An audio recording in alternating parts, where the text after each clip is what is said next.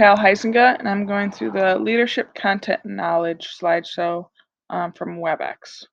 So starting with the overview here concerning administrators and their past.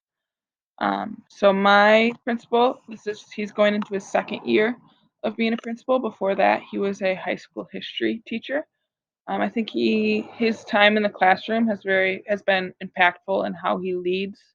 I think he is very understanding and supporting to us teachers, knowing the role that we play, and he's very deliberate in not having too many meetings and making sure that there's plenty of planning time. Um, Additionally, his time in the classroom, I think, helped him value um, student voice.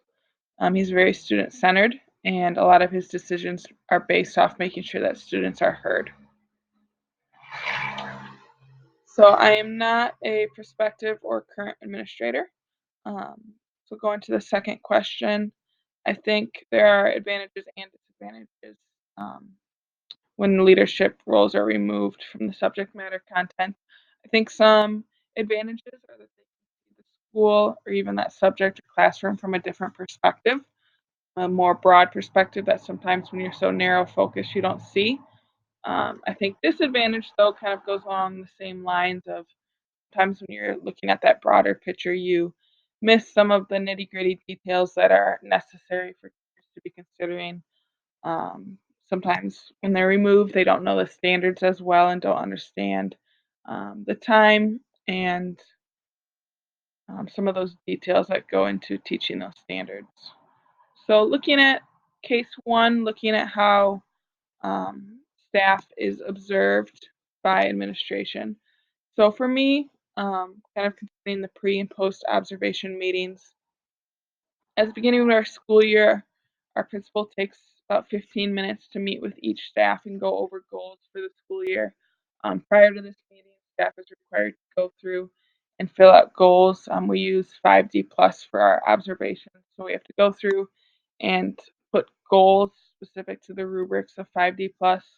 So then in our meeting with our principal, we talk about some of these goals, talk about professional goals, and just kind of what we're hoping the year looks like. Um, Throughout the year, then, our principal is in our classroom 4 or 5 times, normally unannounced, and he observes for 15 minutes. During those 15 minutes, he's looking for specific um, things that correspond with our goals, but he's also looking at a broader strategies and everything that's going on. He is documenting all of this on a website called Pivot that uses those 5D plus rubrics, and then he posts some noticings and wonderings in there. So even though we don't meet one-on-one after these observations, I'm able to go online and see his observations, see some of his notes, and make comments on those notes. Then at the end of the year, we have an evaluation. Again, 15 minutes to a half hour, just discussing how the year went, how our goals went, what we thought went really well, what we thought didn't go well, any concerns we might have, and then starting to even think about goals then for the next year based on what we did that current year. So I do think these observations do give a good snapshot of what's going on in the classroom. I don't think it's completely authentic because when you have an administrator in your classroom, the students are a little different. Personally teaching, you get a little different. Administration doesn't necessarily see what's going on before or after the lesson. It's hard to see what's completely going on in just 15 minutes. So sometimes I wonder if there's better ways of capturing whole lessons. Maybe instead of coming 4 or 5 times a year, coming instead 2 or 3 times a year, but staying for a longer time to get a little bit of a broader picture of what's going on in the classroom. So going to the next slide. Overall, my views align really well with our principal. Like I mentioned before, I think student voice is very important, and I've really appreciated the emphasis he has put on student voice. So that has some of the practices in my own classroom of giving students the choice in different projects, how they work, as well as some of the broader things of what they want from our school as a whole. So having his views align with that has really allowed me to have the freedom to try new things and give students that role in school that I think they should have.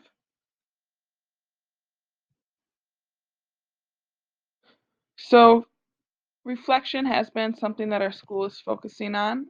We have the opportunity as a staff to attend many different professional development. This past year, we did some design thinking professional development, and built into us attending that professional development is also a time for us to reflect and then make goals. I think it's really important if we continue to learn, to not necessarily just gain new information, but to talk about how are we going to implement that new information. So, as a whole staff, we do spend a good amount of time reflecting in order to make sure that changes are occurring. Personally, I try and reflect after each unit, think about what went really well, what do I want to continue doing, what needs to be tweaked. So it's kind of more of that curriculum reflection. But then day to day, I try and stop and reflect at least one time every day or every other day and think about what's going really well with my students, what are some highlights. And I think taking that time to stop and reflect helps me to be more intentional in my teaching practices as well as putting students first. All right. So at my school, we really don't have a curriculum. We don't use a textbook in our math classes. All we have is we've taken, as a math department, we've sat down, taken all the math standards required for high school and broken them up and made sure that they're being covered in each class. But other than that, it is up to us how we teach those, when we teach those. So our administrator is curious about what we're teaching, looking through our projects, looking through our lessons. But overall, he's not selecting or having an input really on how that's implemented. I think this is good because it gives us um, the ability to do what we think is best, and it shows that our administration values our ideas and trusts our ideas. Um, so I think that's worked really well. So based off that, we've never had parents that had any say in the curriculum. We discuss with parents, share with parents what we're doing, but don't necessarily provide an opportunity for them to share their thoughts. And I think I've never thought about this before.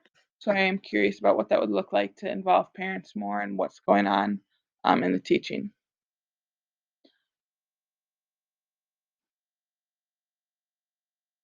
So based off this, I do think he missed the mark by not paying attention to teachers' needs and beliefs. I think people go into teaching because they're passionate and they're experts in that field. So by not valuing their beliefs, I think it's not treating teachers as professionals. I think if we want teachers to be most effective, it is important to pay attention to their needs and beliefs. Um, so I think getting their input and getting their experience is the most beneficial. So I touched on this earlier. Our district does not have a specific curriculum we need to follow. We have a lot of leeway, and we're given the chance to make those decisions in what we bring into our classroom, how we implement different curriculums, how our instruction practices are. Overall, our only requirement is that we use PBL or project-based learning. But what projects we use and how those projects work, we are given some flexibility. So next slide. Um, since my school is directly at Kent ISD's campus, there's a lot of professional development sessions that are held on campus that we are available to attend. Overall, as a staff, we do attend PBL training. So PBL is something that we implement directly in our curriculum. So we have been provided training in that. But other than that, we are given the ability to attend PD specific to math and look at different curriculums that we could bring into our classroom. So those options are out there for us. However, they're not required. Um, so looking at the conclusion slide, answering that first question, I think it is important for administrators to have some content knowledge. That way they can be holding staff accountable in what they're teaching. However, I don't think it's completely essential that they have the same content knowledge as classroom teachers. I think there's a part of trusting and valuing classroom teachers' knowledge that it's okay if administrators don't have as much. But I think it's important if your administrators do not have that content knowledge, that there's a department head or someone that has that content knowledge to be keeping teachers accountable. So in my school, I mentioned before, our principal was a history teacher, so his math knowledge is lacking. However, I do have a mentor teacher who's another math teacher in the school who does do observations and looks through my curriculum as well to make sure that I am staying true to that Algebra 1 content and making sure that I am doing my job. So if your administrator does not have that content knowledge, just making sure there's other people in place to hold one another accountable. So last question here based on mathematics is very different from literacy. I do think there are literacy practices that are used in mathematics. So then talking about how curriculums are going to look different in the class, I think it's hard to say whether one needs it more than the other. I'm recognizing that they are very different classes. Each class has its different needs. Um, but I don't think it would be best to implement the same initiative in a literacy class as a math class. But knowing that math scores are something that schools are evaluated on, math is something that schools are focusing on quite a bit right now, trying to improve students' understanding that some sort of either curriculum or some sort of plan is essential to have in place. And that's the end of the slideshow.